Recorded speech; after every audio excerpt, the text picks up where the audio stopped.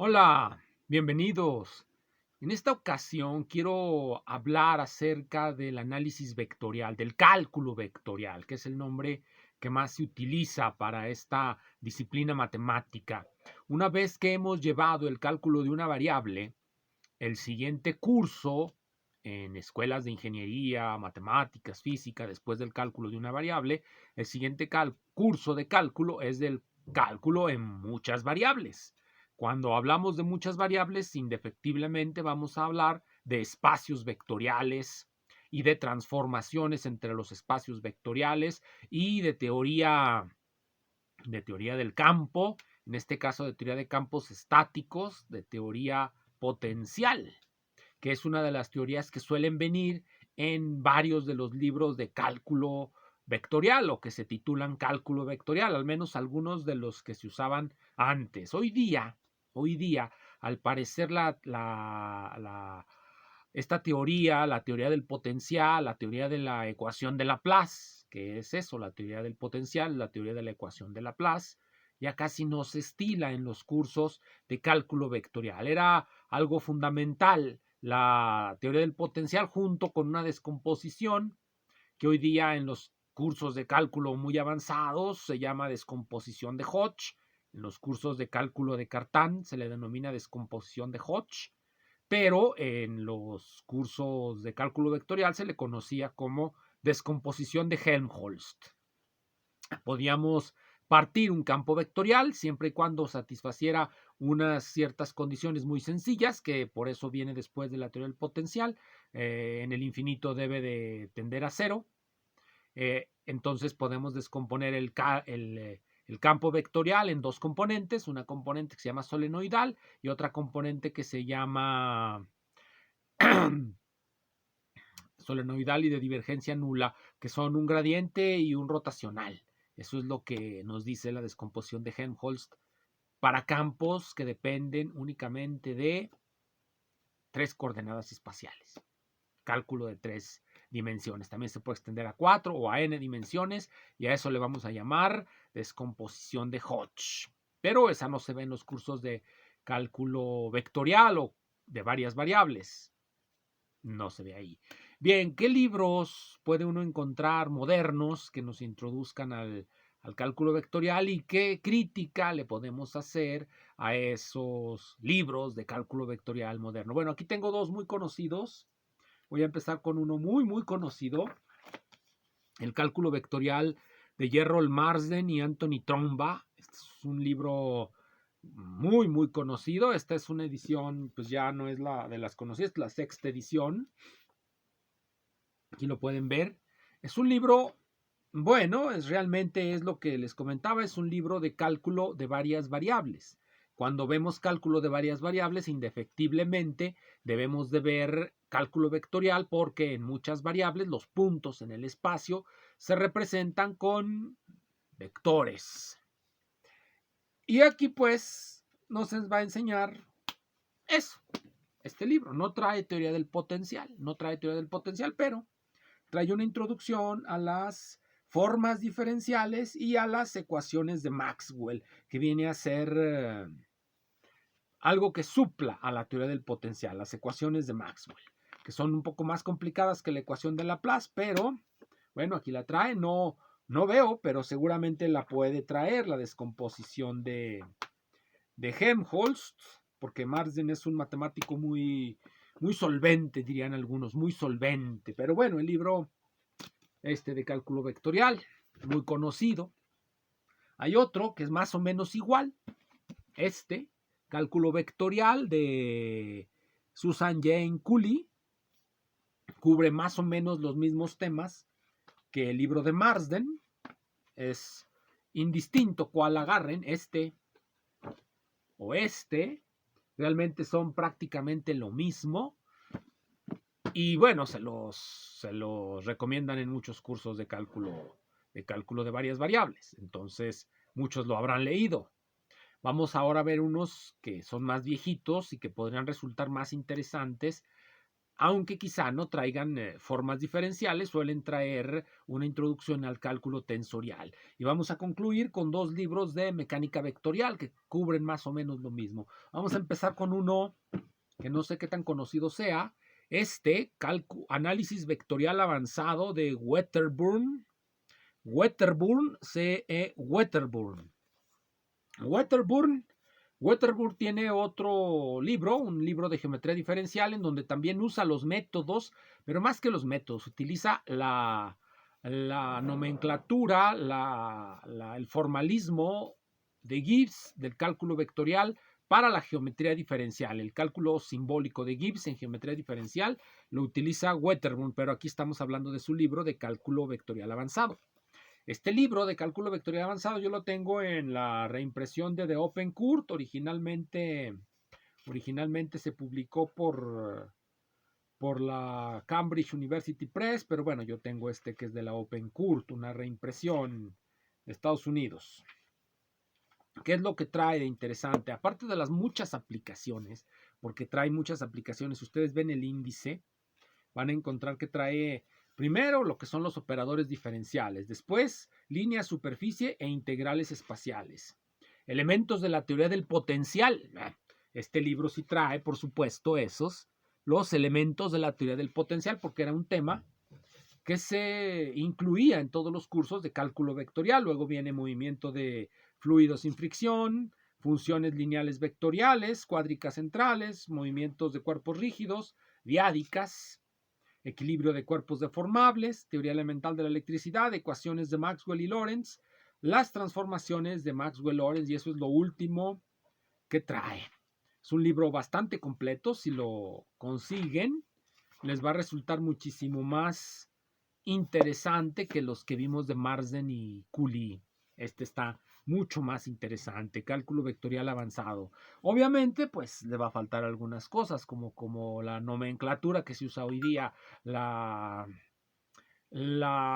nubes de teoría de conjuntos le vienen a faltar. Bueno, vamos a ver este otro, Vector Analysis de Taylor.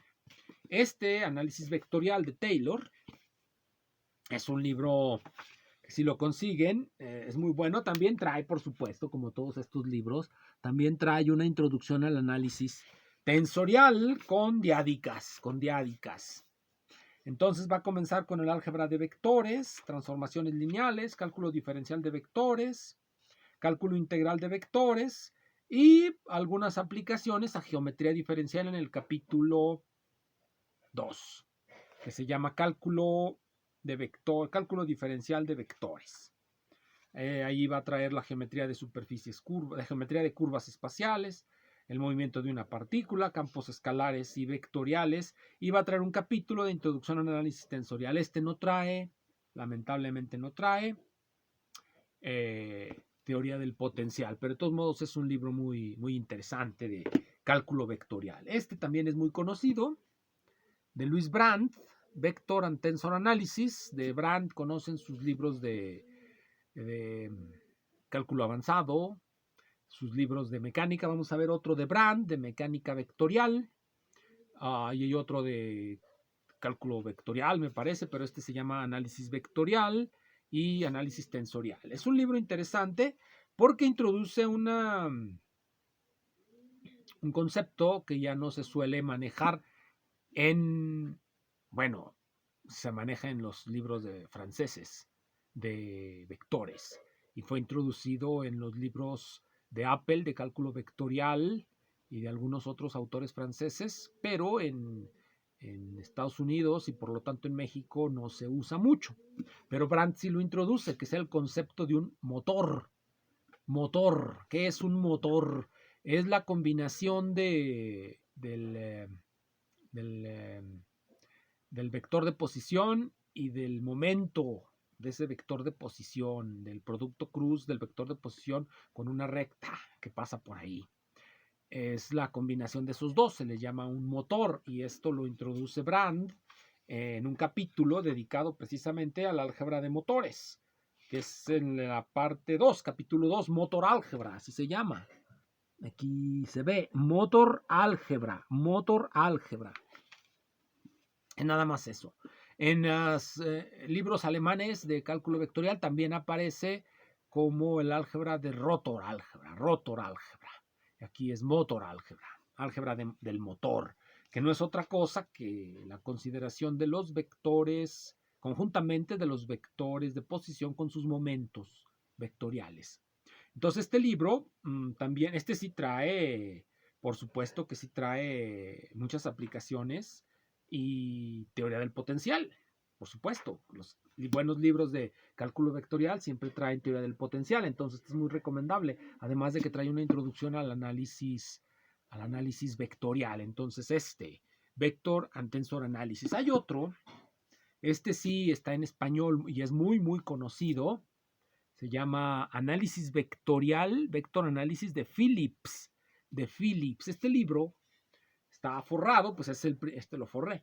Es el primero de los libros que compré de análisis vectorial. Lo compré, por supuesto, usado. No soy tan grande como para haberlo comprado cuando salió, porque es un libro de 1933. Es un libro de 1933, al menos esta que yo tengo es la primera edición de 1933. Yo lo compré usado porque cuando lo vi me pareció muy interesante, ya que contiene los temas que les comentaba al principio. Por eso uno a veces, dependiendo del libro que uno haya leído de matemáticas, cuando uno era joven, queda uno en la mente de uno, queda como que eso es lo que debe de contener cualquier libro de análisis vectorial o de ecuaciones diferenciales o de lo que sea. Uno cree, bueno, es que lo que yo leí pues ha de ser lo más importante. Entonces, por eso mencionaba al principio el teorema de Helmholtz sobre la descomposición de los campos vectoriales, porque este libro lo trae. Por eso mencionaba la teoría del potencial, porque este libro de Phillips, por supuesto, la trae.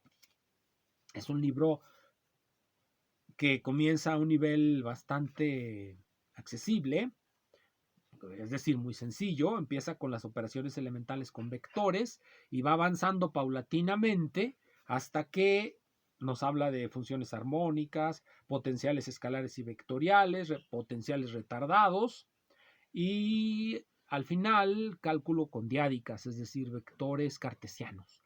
Generalmente estos libros van a utilizar tensores cartesianos. ¿Cuál es la diferencia entre un tensor cartesiano con cualquier otro tipo de tensor general? Pues es una muy sencilla.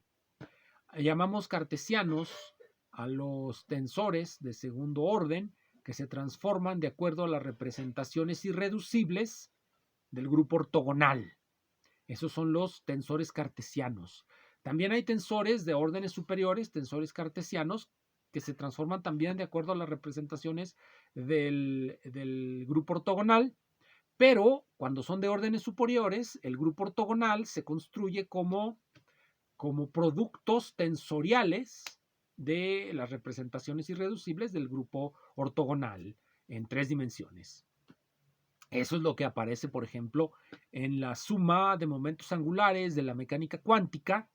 Aparecen representaciones tensoriales del grupo ortogonal. Y como ustedes recordarán, los grupos ortogonales se pueden representar con grupos con grupos especiales unitarios en 2 dimensiones. Tienen una cubierta, se llama así cubierta, que es con el grupo especial unitario en 2 dimensiones.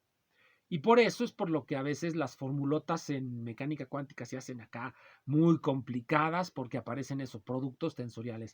Este libro está en español en la editorial UTEA, pero bueno, yo lo compré así porque, bueno, estaba más barato en inglés que en español, como siempre les suelo decir, y sigue siendo un libro muy, muy interesante por todos los temas que trae de teoría del potencial, teoremas de Green y etcétera. Bien, vamos a uno que les comenté hace un momento, que es otro de Louis Brandt. Se llama Mecánica Vectorial, Vectorial Mechanics de Brandt.